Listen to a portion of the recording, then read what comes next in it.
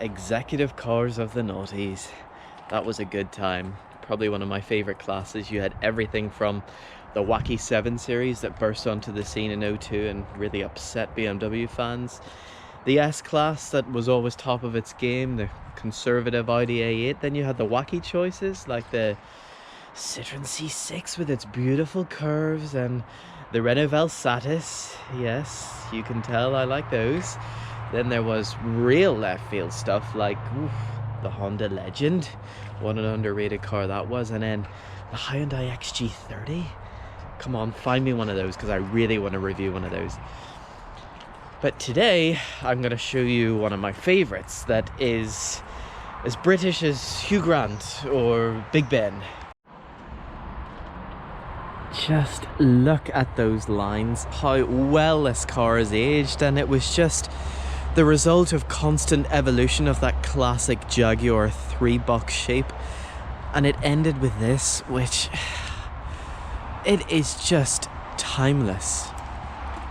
Lashes of chrome, an interior truly brimming with the finest quality leather and wood. Oh, and of course a rather fine choice of engines, not counting the diesel. I don't know why they've put a diesel in it, but anyway, this one is correctly fueled.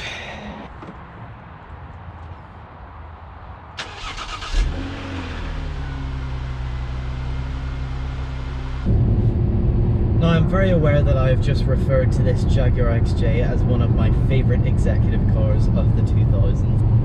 And I am well aware of what kind of stigma may be attached to a statement like that, because it automatically implies that I think British cars are fantastic and that it's a crying shame that Rover disappeared and my ultimate new car would be a Range Rover Vogue. No, I do not like British cars. I think British cars are rubbish. But there is something about this car that is just absolutely remarkable. Just look at that dash. It's like sitting in Princess Anne's drawing room. My first experience of a Jaguar was the huge disappointment of a 1999 S-Type 4-litre V8, which I bought when I was about 19. It was one of the biggest disappointments so far I've had on my bucket list. It was horribly made. It didn't drive nicely. It had a ridiculous amount of rust. When you closed the door, you physically heard everything, all the electronics, window regulator, everything inside the doors actually shake and hit off one another. It was just one of the most horrible cars I've ever had. I've had a few S-Types since, and yes, the facelift, it had a few facelifts, they improved build quality and all of that, but they still rust like hell. They're nothing special to drive.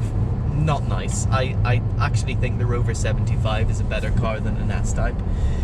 Then there's the X-Type. Don't get me started on the X-Type. They are one horrible, horrible car.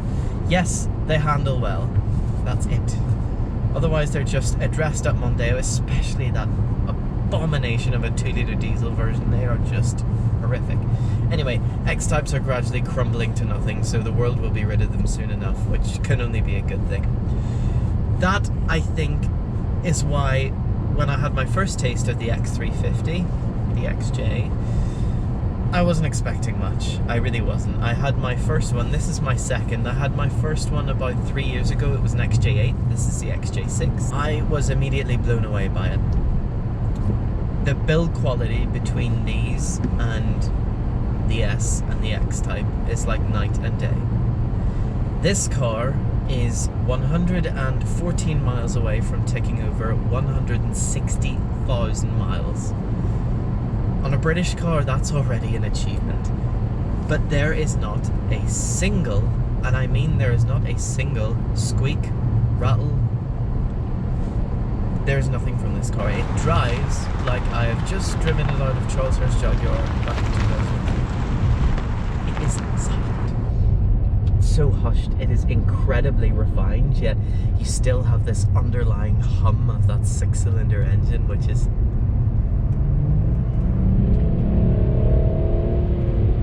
it's just reminding you that it's there. You don't need to use it, but it's there if you need it, darling. driving position in these is just something else. The seat is perfectly positioned. You can adjust the steering column electronically, you can adjust the pedal box electronically, the seats have an infinite amount of electric adjustment, and it is just such a beautiful place to sit. Swathes of luxury everywhere you see. Look at this leather stitching around the center console. An analog clock on top, of course completely encased in walnut. It is just the definition of class. And all this is very well and good, you know, you kind of expect it from a British flagship. But that's no good if it doesn't drive well. It is only when you drive this that you realise just how under the mark the X and the S Type were. They were rubbish. Absolutely rubbish. If you're going to buy a big Jag, this is the only one to buy.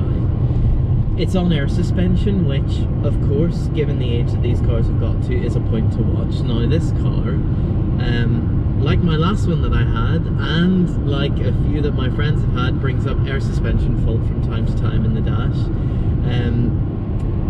It's a false coat, there's nothing wrong with it. This system is very, very sensitive. However, it does go wrong, of course, but thankfully you can source aftermarket shocks. And there is a repair kit for the air compressor if you are handy like that. So if you find a car that does actually have an air suspension fault, it can be quite an easy fix and not the complete financial meltdown that the likes of an S-Class could be if the air suspension fails. So don't let that put you off. And as I say, if you go to see one and it drives fine and it's not sitting all saggy when you pull up, and the dash has an air suspension fault, don't necessarily take that as the fact that there's something seriously wrong with the car, because there might not be. Other than that, a lot of the engine issues come from the diesel engine, which we shall not speak of. Why you would put a diesel engine in a car like this is beyond me, but anyway. This 3-litre V6 and the V8s are pretty much rock solid. You get the odd thermostat problem, the odd check engine light, but other than that, they are fantastic engines. The gearboxes are good, they are sealed for life, but I would recommend changing the fluid. They thankfully do not suffer from the same amount of underbody rust as an S or an X Type. However, the aluminium body does suffer a bit of paint reaction. This V6 is just beautifully hushed, but when you need it to,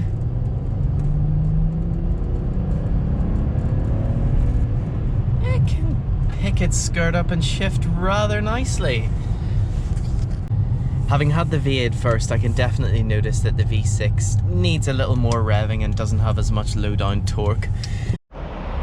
Look at those twin pipes burning that wonderful fossil fuel. Ugh.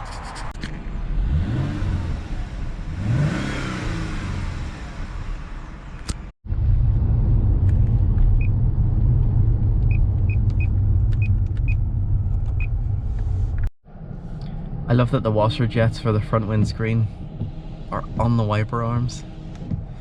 Reminds me of my Renault Aventime. Put it in drive and the door's locked.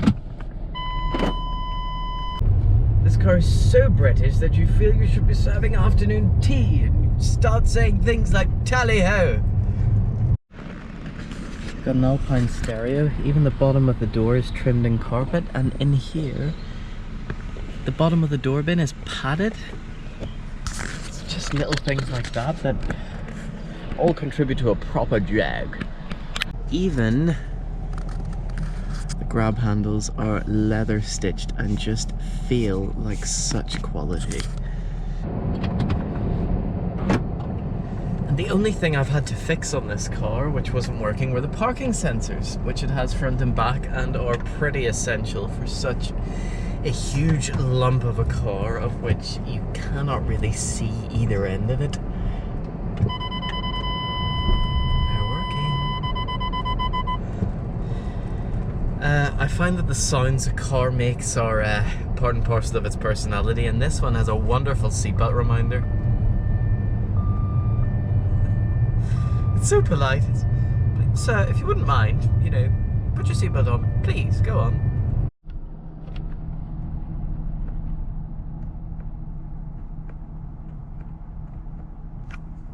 And because of how iconic they are, they still have such presence and they command a certain respect. People still look at the car as if it really is something as it drives past.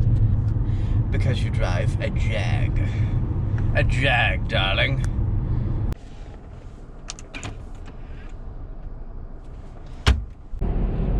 Tally-ho.